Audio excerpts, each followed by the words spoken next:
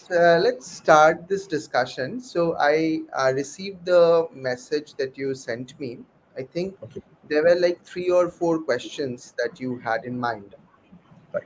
and one of the questions was related to the opportunities that students have if they take the national level, if they take the IOQM. I think you mentioned IOQM and RMO and so on.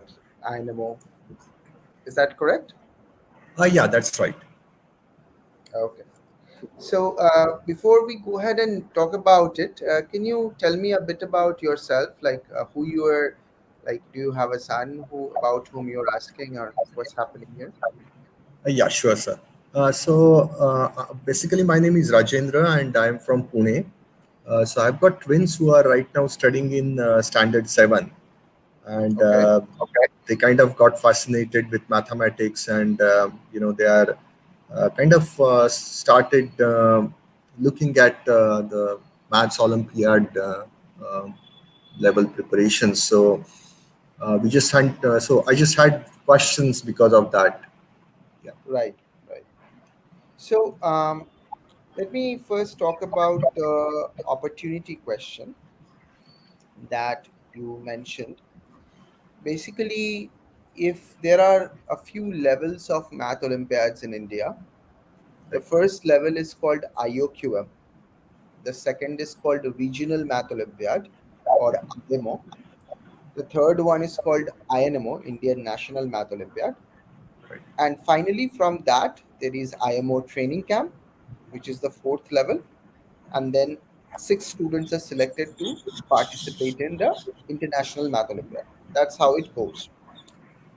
Um, Now, if a student does well in the national level of Math Olympiads, which is the third level, which is the Indian National Math Olympiad in our case, then variety of things start happening.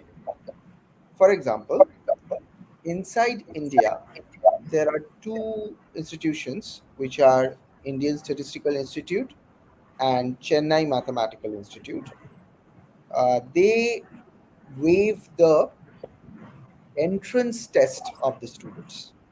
Now, these entrance tests are like really challenging because they have excellent programs on computer science, physics, and mathematics. And ISI has programs on statistics and mathematics. And they are very competitive.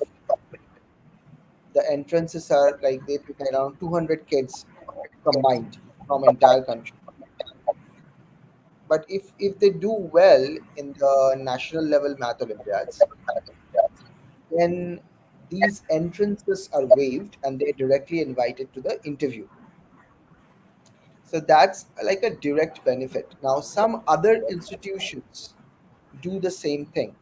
For example, IIT Bombay's in undergraduate program in mathematics has a similar thing, and Triple IT Hyderabad also has a similar thing for computer science programs. There is also an informatics Olympiad, which is of similar flavor, which also has similar benefits. But I'm focusing on Math Olympiad at the moment. Some other IITs in India are also considering a similar path. This is sometimes known as the Olympiad route. Olympiad route. So there is an entrance, that route, and then there is Olympiad route. The benefit of the Olympiad route is this that the students can focus on mathematics only. They don't have to do physics, chemistry, and a bunch of other stuff. They can focus on mathematics and try to get it done. Now, this is as far as you limit it to India. Now, if you go outside India, let's say you go to Singapore, you go to United States, you go to Europe, then this becomes more interesting. The Indian national level math Olympiads have many direct scholarship scholarship opportunities. I'll give you two of them as an example. But usually, what we do for our own students, internal students, we do a research every year and we try to inform them about these opportunities because they keep on changing. Like every university, sometimes they come up with this, sometimes they do not. Like it keeps on changing. Like University of UT Austin, University of Texas Austin had uh, an undergraduate admission scholarship, which is like a full tuition waiver thing for national level math Olympiad candidates. So again, INMO. Okay. Similarly, National University of Singapore has a similar direct scholar. They have a declared scholarship like this, which is if you do well in the national level math Olympiad, then you will get this opportunity. Okay. But even if a university do not have a declared scholarship for national level math Olympiad candidates, even then they have a lot of uh, favorable outcomes when they apply for funding. So you have to understand, maybe you already know this, that when you are applying for American universities, then there are certain universities which offer admission, need blind admission, which means that the admission committee will not know what your financial situation is, Mhm. like whether you are applying for a scholarship, whether you are applying for a funding, because in some universities your admission will depend whether you are a good student, of course, and whether you can do well financially, like you can pay the bills, pay the tuition fee. But there are certain universities which are need blind. So, for example, MIT, for example, Harvard, Princeton, all the Ivy League schools are like that. And there are many other universities like that. Now, once you get through the admission gate, if you are an Olympiad awardee, then there is a big possibility that you get a strong funding from the university itself. We have had students who have done that multiple times, and the same thing applies to universities in UK like Oxford, like Cambridge, where they have a very similar attitude toward this particular process. Okay. Now, having said that, uh, I would like to come back to the first question that you mentioned, that why one should go for IOQM and INMO apart from having a like a pure interest for pure mathematics, right? Yeah. So the main thing you have to understand is that um, the type of skills that a student develops while they are preparing for tests, it changes the way you think. It makes you a problem solver. Mhm. It requires a lot of ingenuity to solve an INMO or IMO level problem. It's not only about, let's say, a certain set of formulas. It's about how it transforms the mind, and that's what's important. In fact, people who were teaching for Olympiads, even at Cheenta, the people who are we like try to hire people who are like we have to teach for these courses.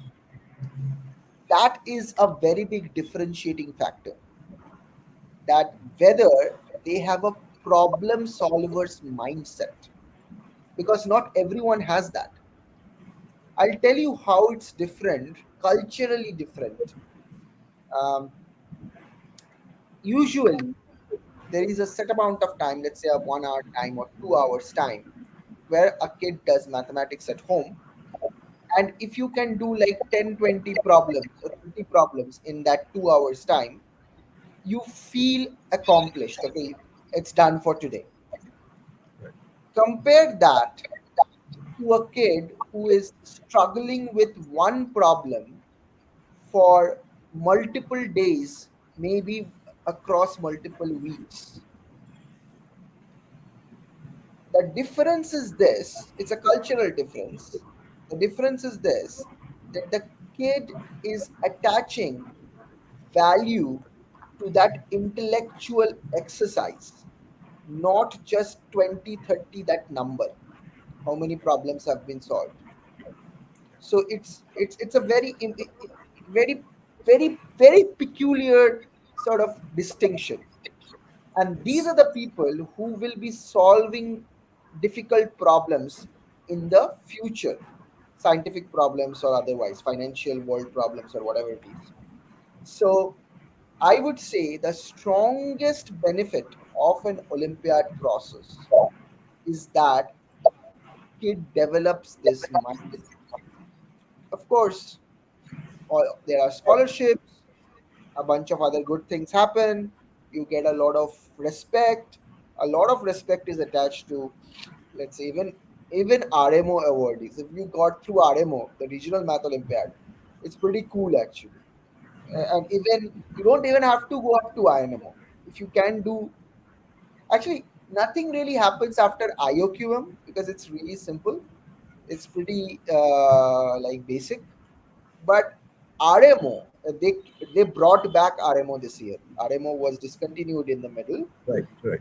and they brought back RMO. So RMO is also like this. There are six problems and 3 hours time and something like that. So it takes the ingenuity of the it tests the ingenuity of the child. So if I can just add one more quick question over here. Yeah. What you said makes a lot of sense, and the actual problem solving needs this kind of attitude development. So I understand that. One thing as a parent comes to my mind is that a lot of examinations, including the joint entrance examination, the JEE, they actually still have the kind of mindset which requires you to quickly solve the problems. And Right. again, the syllabus of IOQM or INMO and so on, which we call it as a non-routine mathematics, is what I believe is different than the this so-called mainstream examination. So how do you look at it? Yeah, I mean, you will notice that countries that produce the best of sciences and the best of uh, innovations, they do not have this sort of mainstream exams that you're referring to at the high school level. Hmm. Germany doesn't have it. United States do not have it. I mean, they have SAT, which basically analyzes the analytical ability of the child. They, it's not how much information you could have consumed, but it is how much you can think on the day. I mean, how can you analyze a certain passage, respond to a certain critical thinking piece, and so on. So no other big innovation house of the world has a mainstream JE like thing happening, but they still have the Olympiad thing happening. Okay. Okay, so I would say that I'm not criticizing JE or anything. I'm just saying it's important to make a distinction between the innovation oriented exams and the other types. So in my opinion, in India at least, in between 7th and 10th grade, in between 7th and 10th grade, one should focus, or 6th or 10th grade. Actually, we have courses starting in class 1, but in below 10th grade, they should focus on this Olympiad styled problem solving Okay. Makes sense. because it changes the way you think. And when that transformation has happened, then you can actually go ahead and do anything you want. And and even that problem solving ability helps in JE and other entrances, mainstream exams, and so on. We never had a situation where an Olympiad candidate who was really good at Olympiads and who wanted to do good in JE could not do good in JE. I mean, Okay. they always they have the discipline to do it. It's not only Got it. about the intellectual ability. It's basically 90% about the discipline that you are putting in the hours. I call it think of it like coolie, like porter in the railway station. That you have to, you don't need to think about yourself as an intellectual giant when you are doing these things. Instead, think of yourself like a laborer, that you have to put in the hours, you have to put in hard sweat and salt and everything. That should be the attitude, and then you can really do well. Okay, so I'll just take up the next question that you have posed. It's about the scholarships. I think I responded to that, and I also responded to the other question that you asked, that in national and international universities. Oh, yeah, about IOQM qualification. It is just IOQM qualification. I do not think that would take him to like a great distance. Okay. Just doing the IOQM is not enough. He should definitely try to do at least up to RMO, Okay. the regional math Olympiad. Okay, and there is, I mean, at this level, your children are in seventh grade, right? So Yes. yeah, so at this particular sort of situation, they are very well positioned. Uh, that is, as a parent, you are trying to figure out these things. Many students in India, unfortunately, do not have the awareness for this. Um, there are many private Olympiads, so-called Olympiads out there, and students keep on doing that, and they keep on telling us that okay, we got a gold medal in such and such Olympiad, and this is ridiculous because it's not their fault. It's not the fault of the kids. It's not even the fault of the parents. I i i think there is a lot of misinformation out there, because when they you see what I'm saying, right? That Yeah. when Even they I would like to add that even the schools aren't aware of this. that is true. Sometimes the schools are not aware of this, and the main problem happens at that when they, I'm not naming any Olympiad, but when they have taken XYZ so-called Olympiads and they come and take the real one, they have a huge reality check, you know, that okay, what I was doing, this is not anything like. So yeah, I mean that's there. So I think your children are very fortunate in some sense, because you are trying to understand what's out there, and at this particular stage of their life, when they are in seventh grade, I just, I would recommend that they only go through one book cover to cover, one book cover to cover.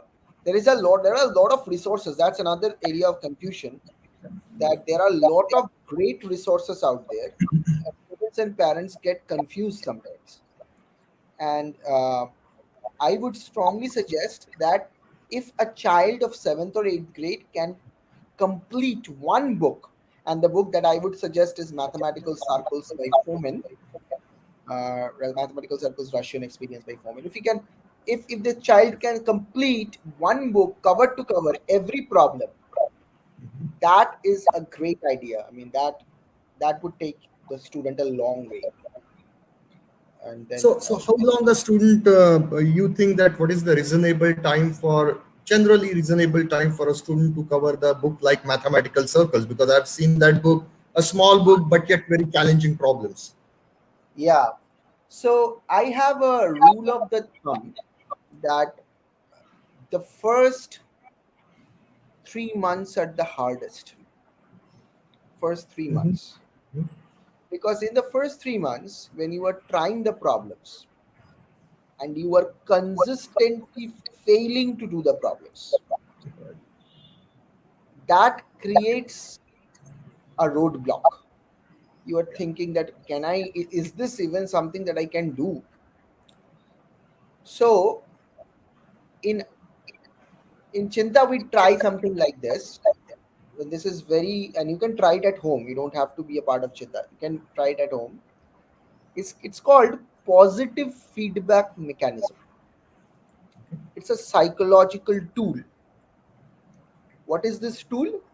This tool says that if you are successful in doing something, that creates a reward in your mind, and that inspires you to do that thing again. So it's very important that they are successful at doing something. So what you can do is either in our channel, Cheenta's channel, or some other YouTube channel. It's great if you can find a faculty member, but or some other student. But even if you don't find that, you can find a YouTube channel nowadays that's available, and you can ask the student to make time to watch two videos on Okay. some interesting problem, but not the entire video. They watch the first 2 minutes of the video, then they try the problem on their own. Then they watch the next 2 minutes, then they try the problem some more until they can finally finish it. Now, the good thing about it is they will be able to finish it because the video is there. The complete Yeah. video is there. Right. So that will create that those two problems every day will create a positive feedback loop in their mind that okay, I can do this. Now, apart from those two problems, whose sole purpose is to create a positive feedback loop, Right. they should Uh, try 5 to 6 problems which where they will feel very uncomfortable, where there is no one else to help them. okay. So basically, the rule of the thumb is that you should be trying 3,000 problems in a calendar year. 3,000 Okay. problems. Okay. So the way we do it inside our organization is that we have all week through problem solving sessions, like 5 days a week. Every day, 1 hour. So 1,000 of those 3,000 problems are done in the class. Okay. But again, that's not important. I mean, even if you are not enrolled in a program in our organization or any organization, you can make this happen in your home. It's very simple. 10 problems, 10 good problems. Two or three of them should be positive feedback loop problems. That's the psychological battle. You have to win that. And the Right. remaining 6, 7 problems are okay, the discomfort problems. You try it on your own. So over a period of 1 year, you would have tried 3,000 problems. Notice that I'm saying tried. I did not say solved. Right. Tried 3,000 problems. That creates a baseline experience with this sort of problem solving. Okay. Yeah, I think that Yes. would be fine. Thank you. Anything else you have in mind at the moment? Actually, yeah, one more question probably is that can you describe a little bit about what all the opportunities uh, these kids will have eventually, right? I mean, one thing I would certainly see an area is the computer scientists who will, and this is the world of AI. So AI uses a lot of algorithms, which actually needs a lot of mathematics. But apart from that, I mean, can you describe what all the future for these kids will be? So, to study mathematical sciences, is that what you're saying? Yes, right. So, what all kind of job opportunities, whether it's in the private sector or in the research in the universities, or maybe in the government sectors? Yeah. So that's a great question, actually. So when I was doing my PhD, I did it in Wisconsin. Uh, we constantly had seminars on these things about the job opportunities for mathematics students, mathematical Right. science students. And I saw some of my friends going to industry, and some of them remained in academia. Right. So there are these two broad areas, industry and academia. Okay. Now, having said that, um, in academia, the main idea is that you do research and slash or you teach. These are the two things. You do research, you can additionally teach, or you can just teach and not do research, or you can do both. And this is a very rewarding experience in itself. Those who like to find out new things. Imagine this, that 2000 years from now, your theorem will remain because it's true. Truth will win. That is true. Pythagoras' theorem is still here after Pythagoras died 2500 years ago. So, furthering the domain of knowledge, that creates an impact. So, that's a fantastic thing. Now, having said that, some people do not want to do that. Some people do not want to do research or teach. So they can go to industry. And really, the great thing about mathematics is that almost any industry, be it in finance, be it in artificial intelligence, be it in atmospheric science, be it in any sort of management position, mathematicians are actually highly regarded for the simple reason mathematicians have a process of doing certain things. They are process driven, they are organized in general because they have to be, otherwise they cannot solve a problem. And number two, they have a ton of tools in their disposal which can be useful to acquire other tools. Now, no matter how, whatever job you go to, you have to do a training there. You have to learn things for that company, for that industry. But the question is, who is the person who is best equipped to acquire that knowledge in a systematic manner in a short amount of time? So certainly someone who with a high problem solving ability and who has done this sort of things for a long amount of time. So I have seen my colleagues, my friends go into like weird stuff like econometrics. Like they went to a friend of mine went on to do it in Philadelphia. It was a high paying corporate job where they were doing financial analysis. That's a whole different world, but mathematicians do that all the time. So one of my friend went to do computational neuroscience. Computational neuroscience. So I almost actually went into that direction myself because I had a professor who was teaching a course on it and I really liked it. And it was all math, but of course you had to code and you have to see the and you have to also know neuroscience, but it is also a lot of math. And and someone with mathematics background has an immense advantage over others. I would say even more than someone with a computer science background, because uh, nowadays, if you are taking a mathematics course at any university, you will be taught some amount of computer science. But the reverse is not true. For example, one of the teachers from Cheenta, he is doing an M.Tech in computer science in Indian Statistical Institute. So he went to our offices last couple of days ago, and he was telling us that they are teaching us linear algebra. That's part of the AI course, the path toward artificial intelligence. And students from mathematics, pure mathematics background, they have an immense edge over others because they already know this stuff. They have read about this, they have solved problems related to this, statistics, probability theory, linear algebra. All of these things are part of a math program, right?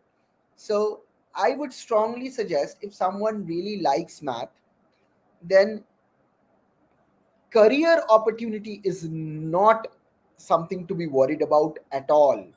you know um, you can worry about doing well in your academic program or learning good things. In fact, that's the only thing a person should be probably worrying about, is that learn something, you know really well.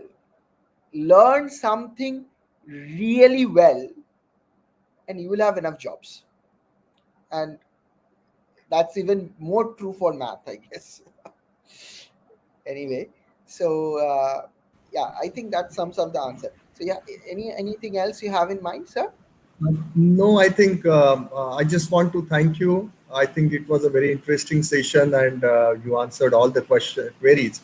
And just to let you know that actually, the school where my kids go, even the principal of that school actually, when I talked about this earlier, so she said, "Okay, can you give us more information about all these things?" So, Yeah, I'm going to actually, share all this information we just discussed, and if they have further queries, then certainly I think I'll request them to talk to you.